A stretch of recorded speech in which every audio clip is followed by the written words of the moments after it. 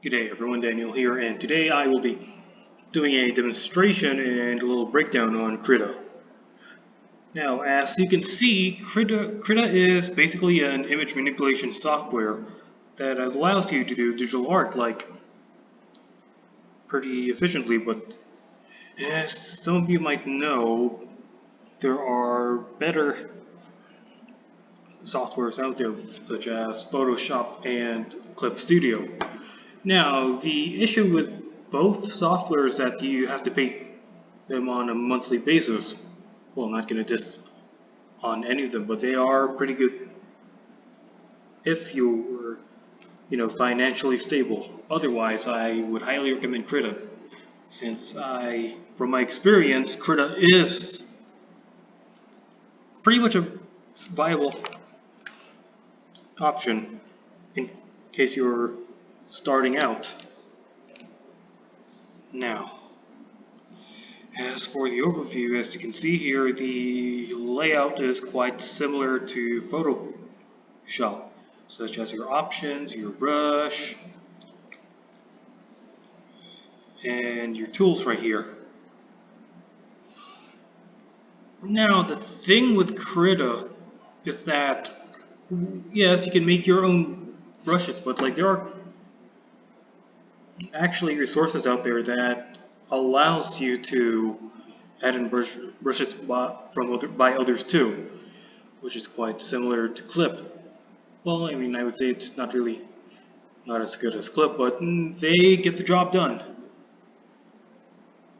Now, as you can see, I have this blank area right here in which we will get to later on stuff.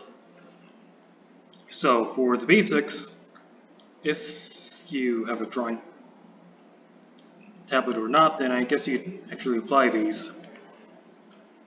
Now, if you want to drag around your canvas, all you have to do is to control in space. Wait, no, it's space rather, to drag around the canvas. You can also do it on your overview panel as well.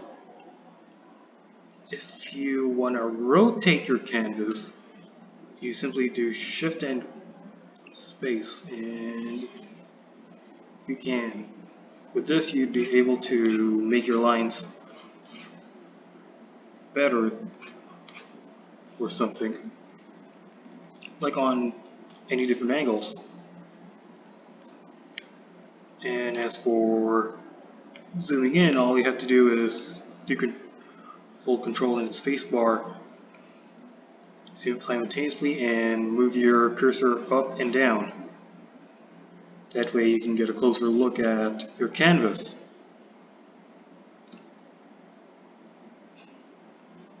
Now, so for your brush, I guess it's pretty straightforward. Right here, obviously, you can adjust the opacity of your brush on any level. As you can see, as I adjust the opacity a little further, the line gets darker. And then as for size, I think it's self-explanatory, this one changes the difference of your brush. And if you want to change your brush type, you can always click this panel right here and pick whatever brush suits you. Now, at default, you are given a few sets of brushes, but as I mentioned on the introduction, you can get more brushes on Krita's forums, which again is made by other users. Let's say, for example, this one. This brush right here lets you make stone forms and stuff. Just have to get a lighter color in there. With this, you'd be able to make mountains of some sort, or clusters of rocks. And what else? There's this too. Yeah, it kind of looks like a rake, but yeah.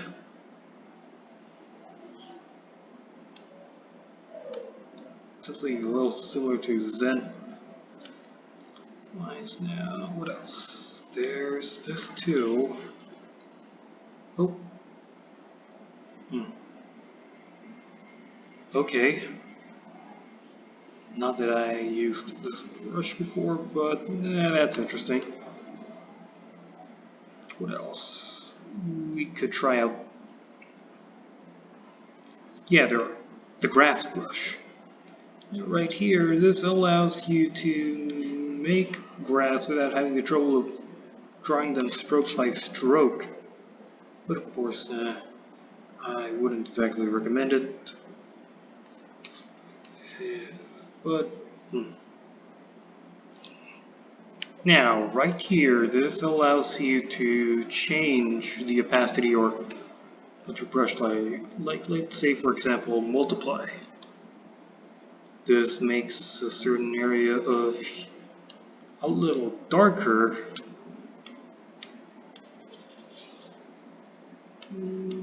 and we also have color dodge, darken, divide, erase. Yeah, there are like a lot of options right here.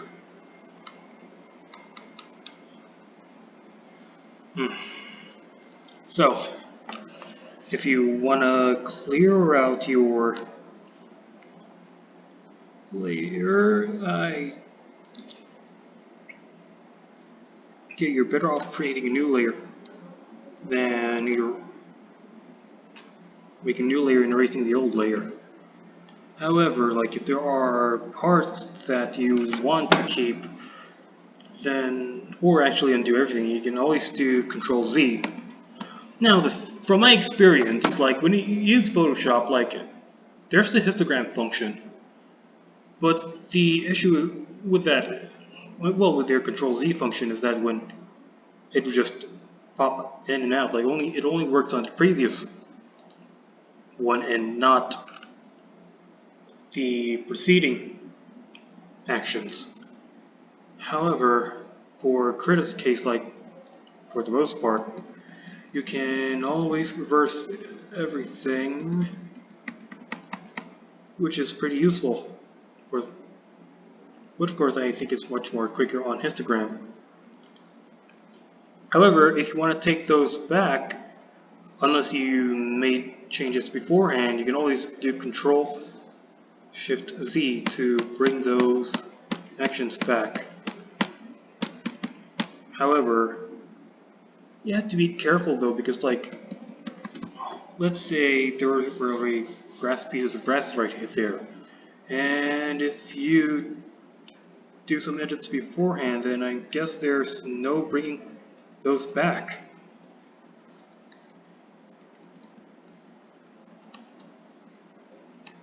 See?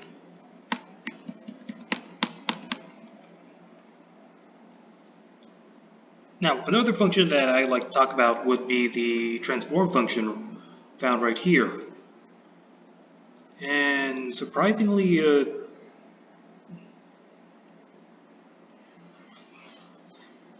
well, it works the same way as Photoshop. And what else? You can also set the point right here, so like when you try to move, it pivots on where the point is at.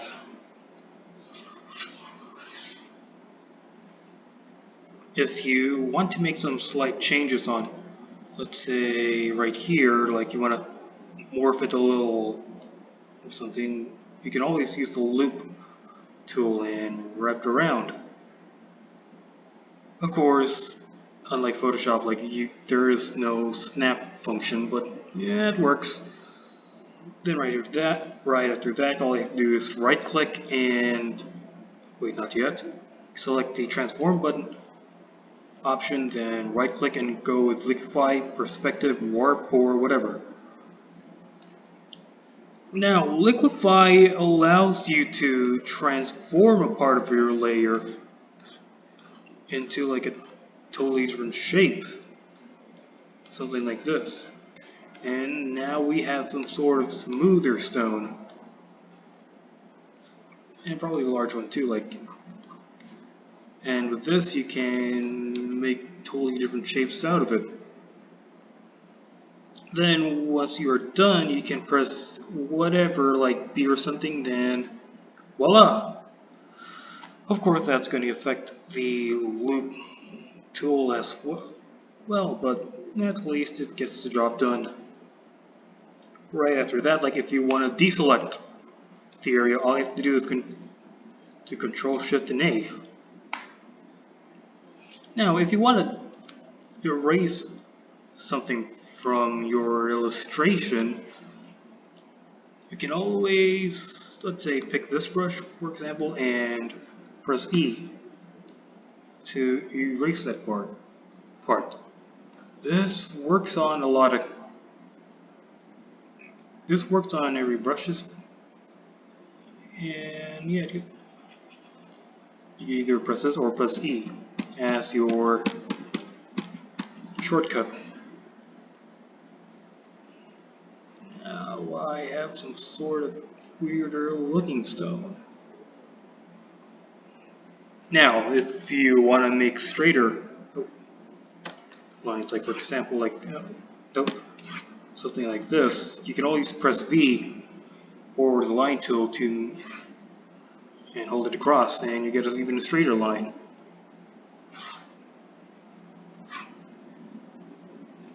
Now let's make a new layer and go over the rest of the tools. Now of course we have the square tool, the circle tool, and the polygon tool right here, which is fine. Then we have the curl tool right here, which allows you to make different curves.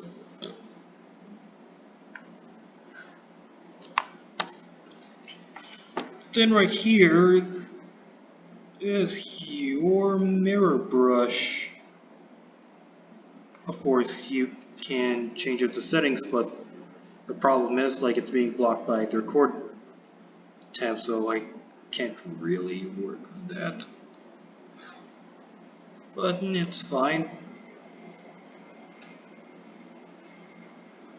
Now, what else I'm gonna do a little demonstration would be its mirror tool. Now the mirror tool, it basically allows you to make symmetrical shapes and figures. Like for example, I am making a man right now. And of course, as you can see the symmetry right here being worked on.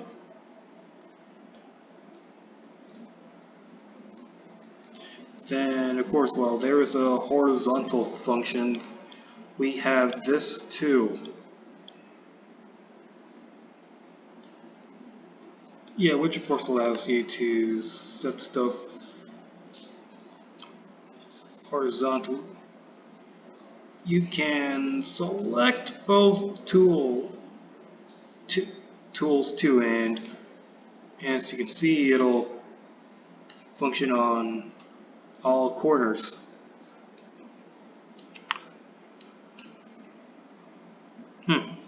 See? Now, there is another useful shortcut that I would like to talk about, and that's the mirror. Wait, no, and that's the mirror tool, the canvas flip tool. Now, for the most part, it is very important to flip your canvas to check for errors. This is basically a quick pro tip I would highly recommend. Like, let's say for example you're working on the eyes. Of course, this is only an example, so yeah. Let's change brushes so it'll look good.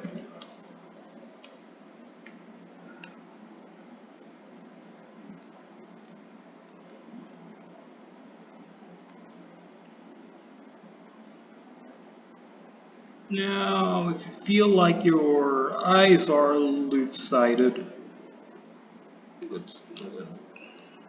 let's finish this first, and of course for just normal people like they go like, hey, this is good. But for artists, like if they flip the canvas, like it'll look horrible. So like the mirror tool basically allows them to see errors in a way. There's a useful shortcut that I would like to note, and that would be the soft one.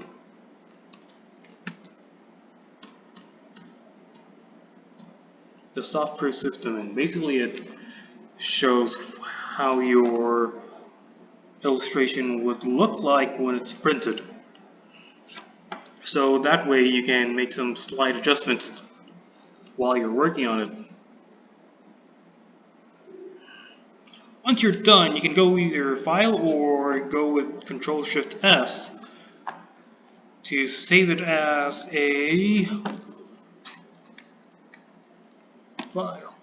Like you either save it as a Krita file, which the program uses, a PSD, which I do not really, PSD or Photoshop document, in which I do not recommend, and a PNG, which is highly used nowadays.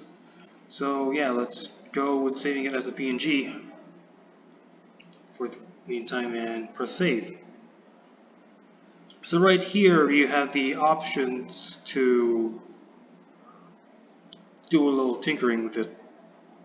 Then once with that, you also have the option to save it as a Krita file, to save a Krita file for it too, in case you want to make some changes and make a new file. And I guess that concludes our little demonstration here. This is Daniel once again, and I hope you guys took the time to go over this demonstration. As for the tablet I'm using, I am currently using Huion Inspiry. And I gotta say, like, despite using it only for a week, I gotta say it runs pretty good. It's beginner friendly too, like it's only about, let's say, the $40 margin. Well, at my country at least. Either 40 or 60. But yeah, it's a good tablet for beginners.